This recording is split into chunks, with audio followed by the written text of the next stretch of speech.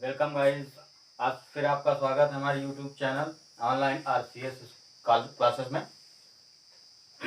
आज हम लोग टेंस पढ़ेंगे। हम लोगों ने प्रेजेंट इंडेफिनिट टेंस पढ़ लिया था, तो अब हम लोग प्रेजेंट कंटिन्यूअस टेंस पढ़ेंगे। तो आइए देखते हैं।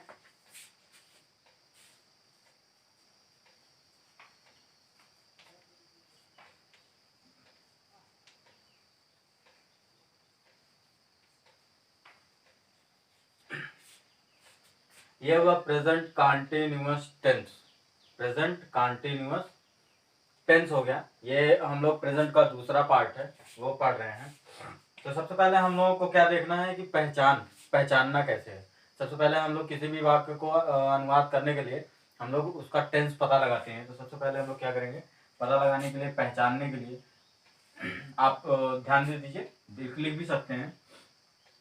वाक्य के अंत में आएगा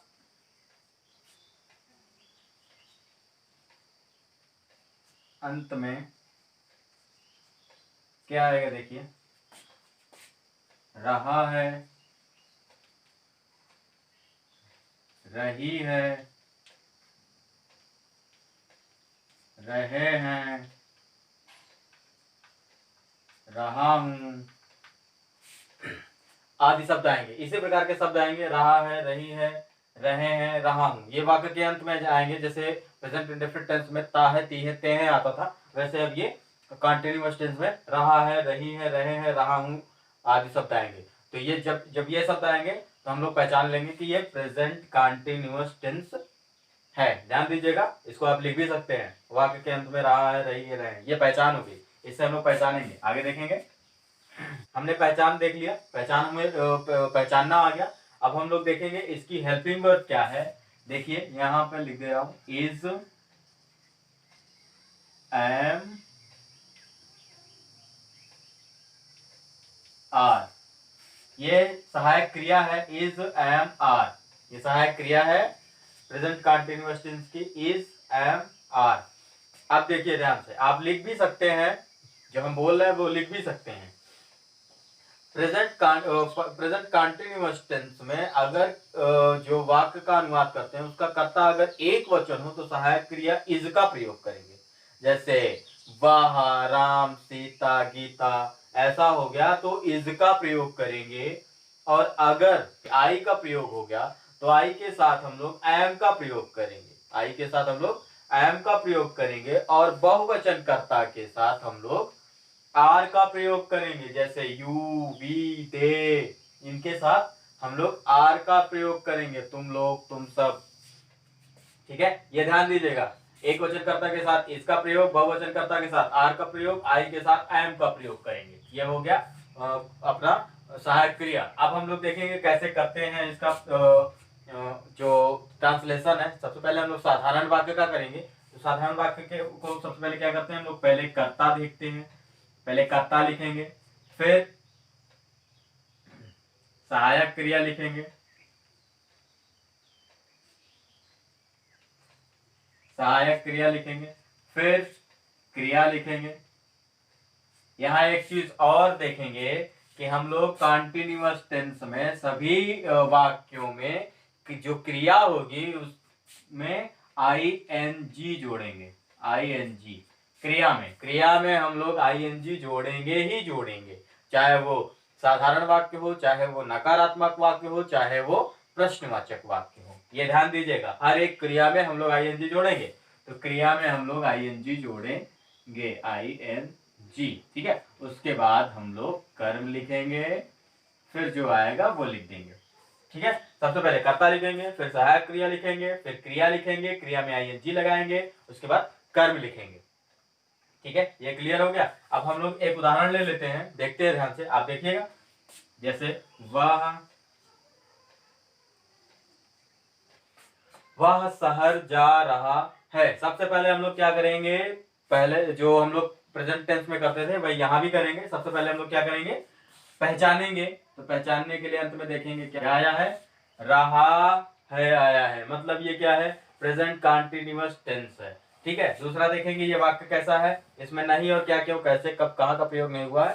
तो ये साधारण वाक्य है। ठीक है, कर्ता कितने वचन है, वाह, वह, करता है, क्योंकि शहर जाने का काम वह कर रहा है, तो वह करता है, वह एक वचन है। ठीक है, उसके बाद क्रिया क्या है, जाने का काम हो रहा है, जाना क्रिया है। कहाँ जाने का काम हो रहा है, शहर, तो शहर कर्म है। तो सबसे पहले हम लोग क्या लिखेंगे, कर्ता। कर्ता क्या है, ही।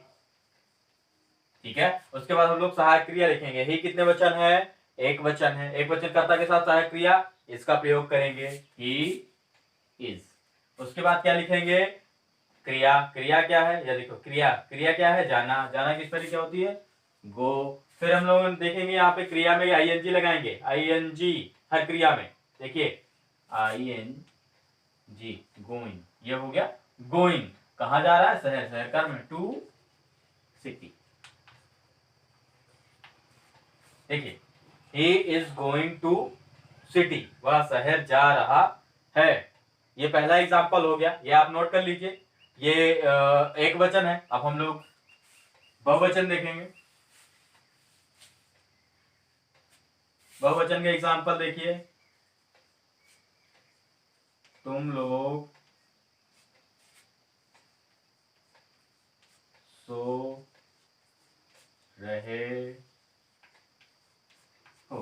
तो सबसे पहले हम लोग क्या करेंगे, टेंस को पहचानेंगे। अंत में क्या आया है, रहे हो, मतलब ये प्रेजेंट कंटीन्यूअस टेंस है।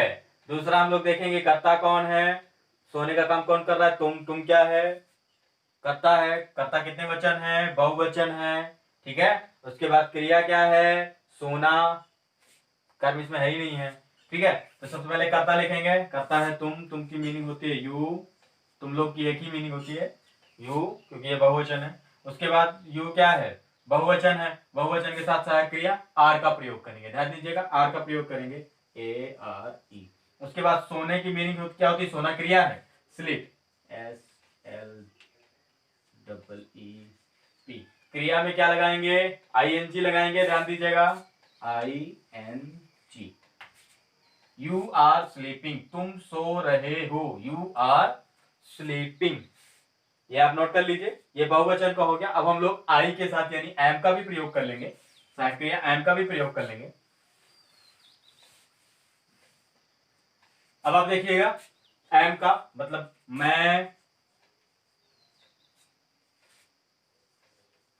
खाना खा रहा हूं, मैं खाना खा रहा हूं। सबसे पहले हम लोग क्या करेंगे, टेंस पहचानेंगे।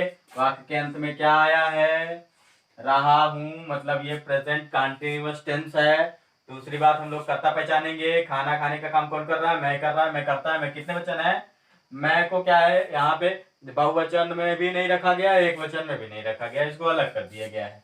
तो मैं के लिए हम लोग सहायक क्रिया एम का प्रयोग करेंगे। ठीक है, ये आप ध्यान दीजिएगा। दूसरी बात, क्रिया कौन है, खाना, भोजन जो हम लोग खाते हैं ना कचर कचर के, वो खाना क्रिया हो गई, और जो ये खाना यानी भोजन, भोजन कर्म हो गया। तो सबसे पहले हम लोग कर्ता लिखेंगे, कर्ता है आई।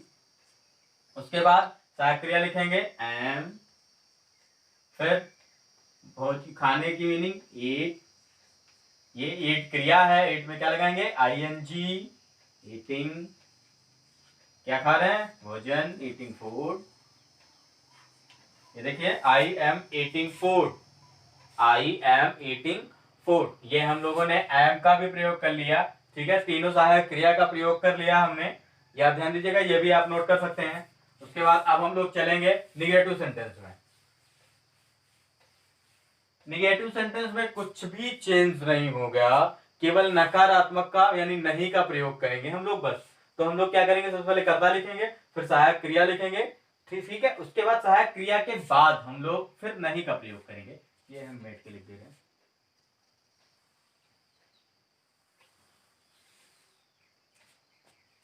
पहले कर्ता नकारात्मक के लिए देख कर रहे हैं, फिर सहायक क्रिया,